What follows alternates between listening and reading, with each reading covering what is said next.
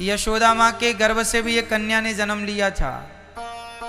कन्या का नाम था कन्या, उसी कन्या का अब कोई पूछ ले आपसे कि बताओ ये नवरात्रि माँ भगवती का जन्म कहाँ से हुआ, तो माँ भगवती की माता का नाम है यशोदा। जब देवकी माता ने कृष्ण को जन्म दिया, उस समय यशोदा माँ ने भी एक कन्या को जन्म दिया था। अदला बदली हो गई, देवकी के बेटे को यशोदा के पास छोड़ दिया और यशोदा की बिटिया को कंस ने पत्थर पर पटकना चाहा।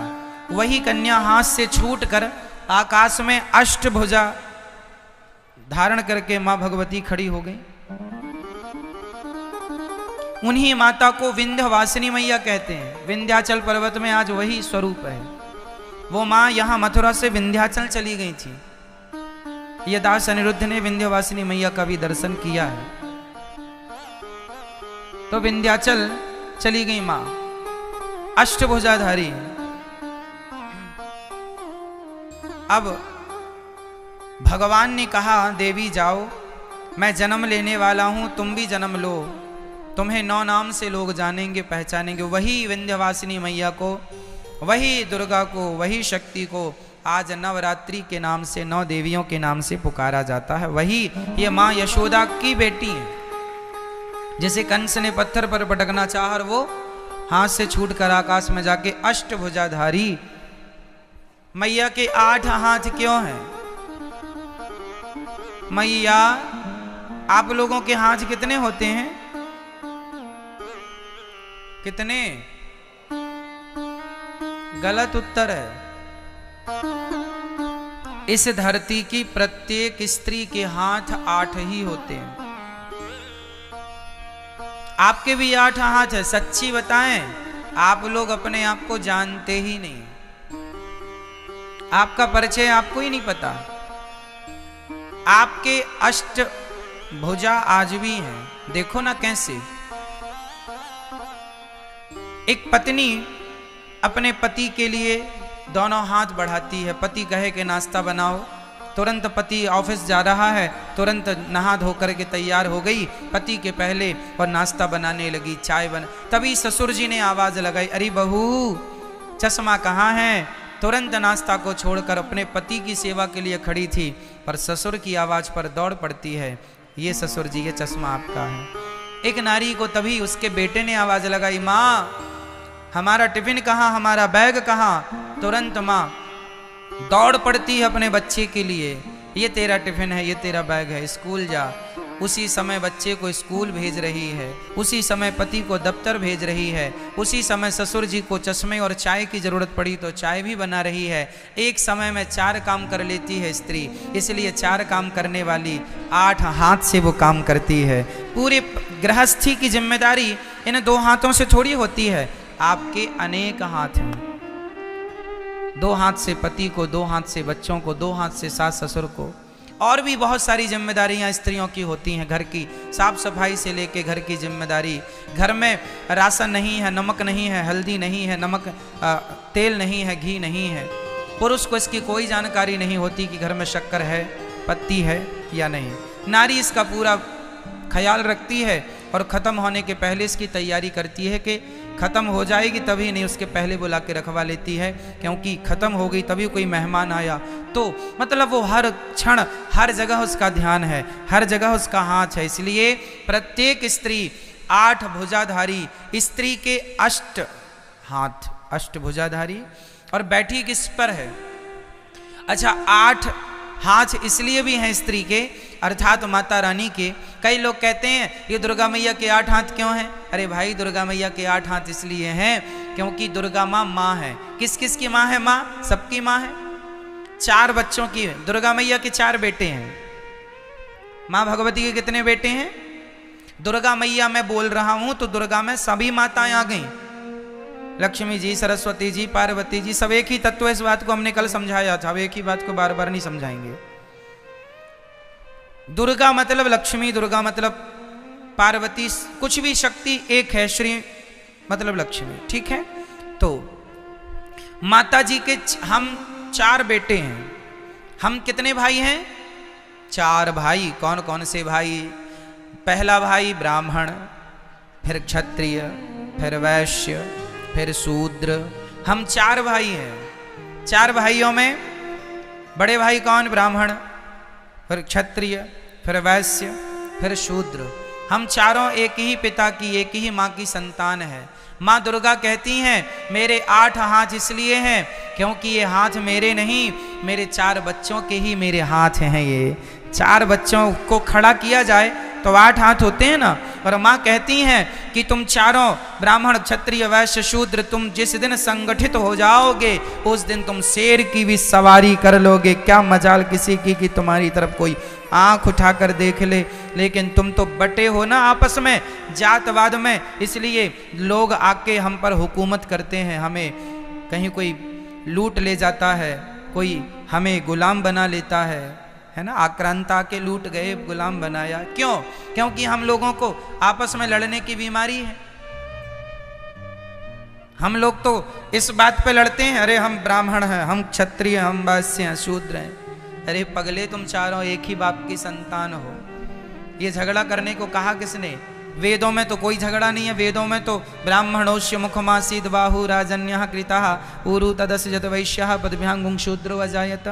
एक ही वेद में एक ही जगह पर चारों की उत्पत्ति बताई है, एक से, श्रीमन नारायण से, ब्राह्मण, क्षत्रिय, वैश्य, शूद्र।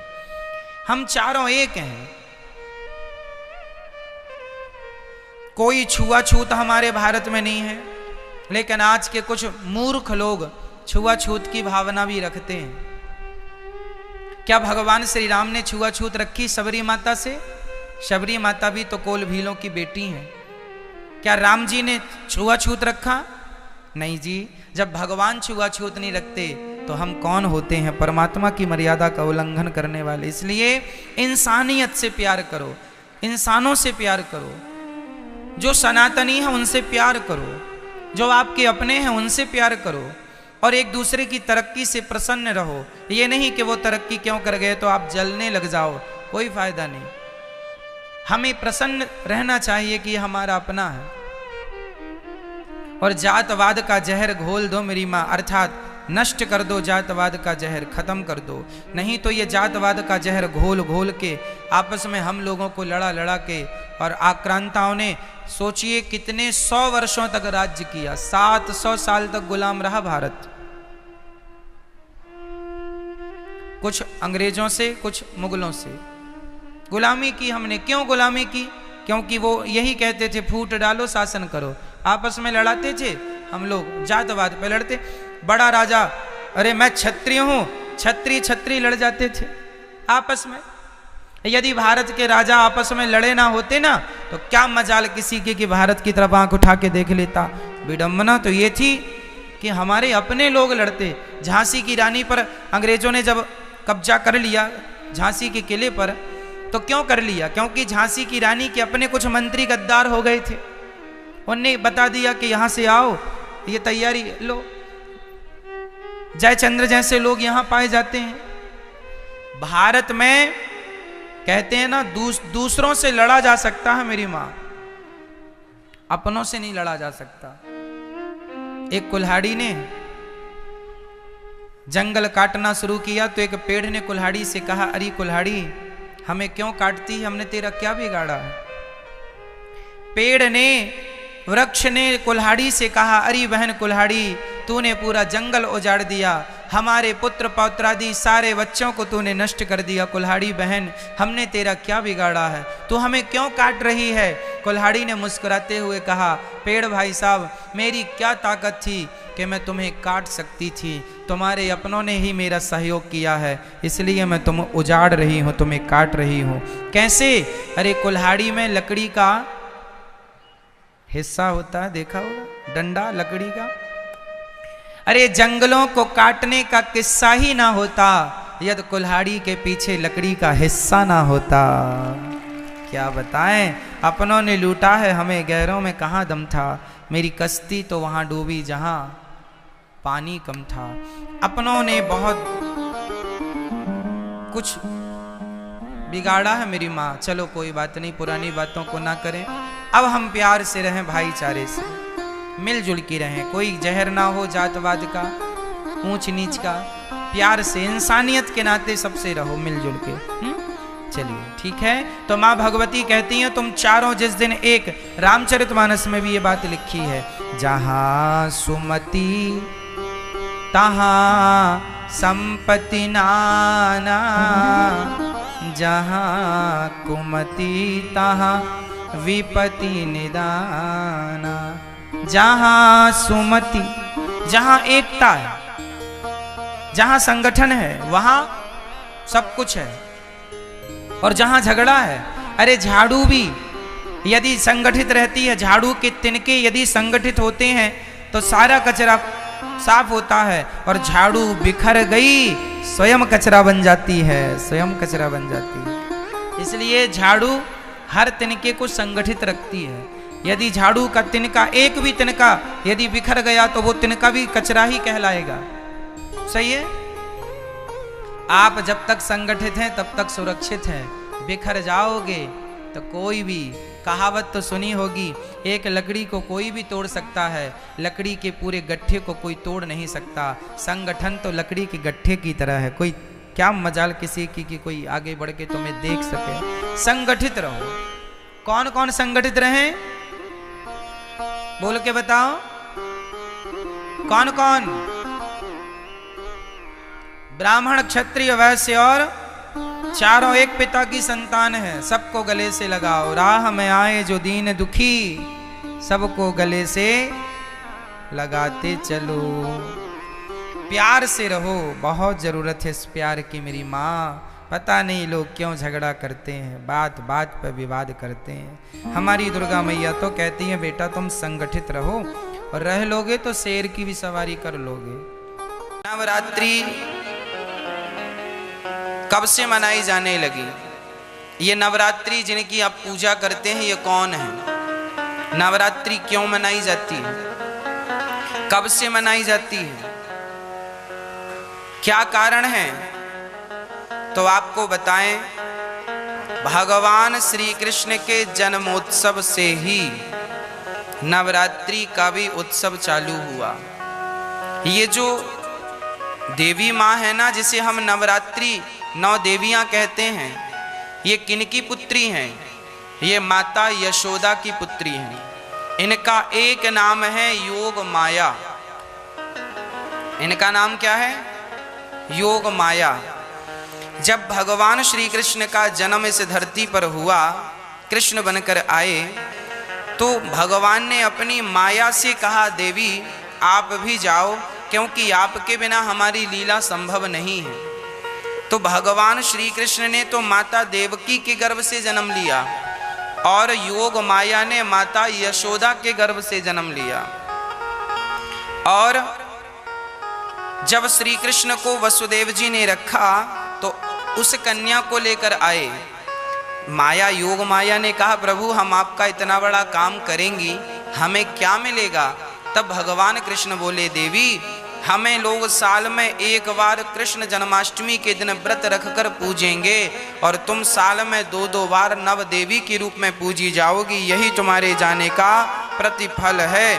वह भगवान माता योग माया को भेजते हैं। और जब कंस कृष्ण को रखकर देवी को लाए, तो कंस को पता चला 8वें गर्भ में बेटी नहीं बेटा हुआ है। तो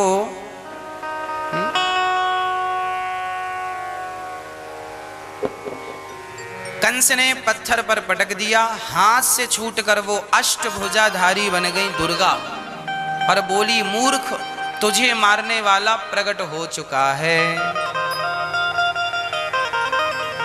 और वही अष्टभुजाधारी देवी आज वर्तमान में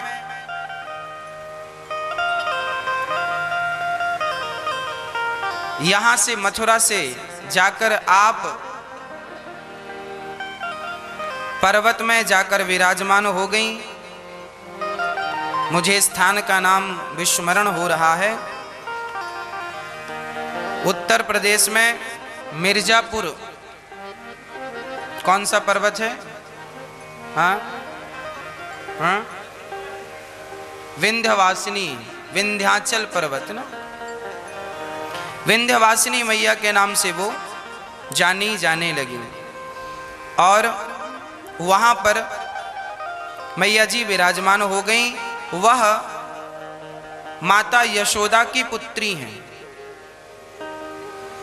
तो वह 9 देवियों के रूप में जानी जाने लगी।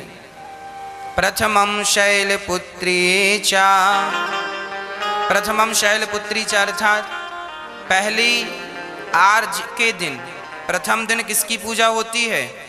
माता पार्वती की पूजा हो। शैलपुत्री अर्थात जो हिमालय है, हिमालय की पुत्री माता पार्वती, पहले दिन माता पार्वती की पूजा होती है।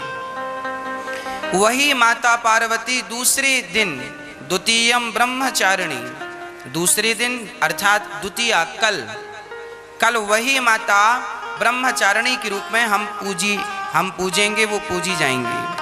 तृतीयम चंद्र घंटेति, चंद्र घंटा के नाम से वह तीसरे दिन पूजती हैं। चौथे दिन कोष्मांडा के नाम से, 5वें दिन स्कंध माता, 6वें दिन कात्यायनी, 7वें दिन कालरात्रि, 8वें दिन महागौरी और 9वें दिन सिद्धिदात्री। ऐसे बड़े प्रेम से ये नवरात्रि का पर्व मनाया जाने लगा। यह दुर्गा को आप राधा रानी कह सकते हैं, सीता जी कह सकते हैं, पार्वती कह सकते हैं, सरस्वती कह सकते हैं, लक्ष्मी कह सकते हैं, जो मन आए वो कहिए। एक सज्जन हमसे बोले, गुरुजी हमने उनसे कहा राधे कृष्ण का जाप किया करो, तो उन्होंने कहा महाराज जी हम तो माता जी के पुजारी हैं, अब हम क्या करें? आज हमारे हिंदू धर्म में सबसे बड़ा कन्फ्यूजन है, वो कन्फ्यूजन दूर हो नहीं रहा है। हम बहुत प्रयास करते हैं कि आपको समझाएं, तो आप तो समझ लेते हैं, आपका कन्फ्यूजन तो दूर हो जाता है, पर जो नहीं सुनते वो बेचारे कन्फ्यूज रहते हैं। हमने कहा आप राधे कृष्ण जपा करो, सीताराम जपा करो। उन्होंने कहा महाराज जी हम तो माता जी के पुजारी हैं। हमने कहा भैया ये जो राधे कृष्ण में जो राधा है यही तो माता है, सीताराम में जो सीता है यही तो माता है, लक्ष्मी नारायण में जो लक्ष्मी है यही तो माता है। जो नवरात्रि की देवियां हैं ये कौन है? इन्हें आप राधा के रूप में भी देख सकते हैं, ये राधा ही तो है। योग माया कौन? भागवत जी में आगे आएगा, योग माया मुपाश्रिता, अर्थात भगवान ने श्री राधा रानी को योग माया के नाम से संबोधित किया है। योग माया कौन है? श्री राधा रानी। और राधा रानी कौन है? महालक्ष्मी। महालक्ष्मी कौन है? सीता जी। एक बार वो सीता बनी, एक बार वो राधा बनी, वही महालक्ष्मी है, महागौरी है, महादेवी है, वही नवरात्रि है। तो कुछ भी अलग नहीं है। सीताराम कहो, राधे श्याम कहो, जो सीता है वह नवरात्रि की देवियां हैं। 9 नाम से पुकारी जाती हैं, 9 दिन पूजी जाती हैं। है देवी एक ही, पर 9 नाम से पुकारी गई तो एक एक नाम को एक एक दिन की पूजा से हम मनाते हैं। है एक ही, पर 9 भागों में 9 नामों से विभक्त हैं। तो भगवान श्री कृष्ण का जब जन्म हुआ तब इनका भी जन्म हुआ, और आज तब से लेकर आज तक नवरात्रि हम मनाते आ रहे हैं।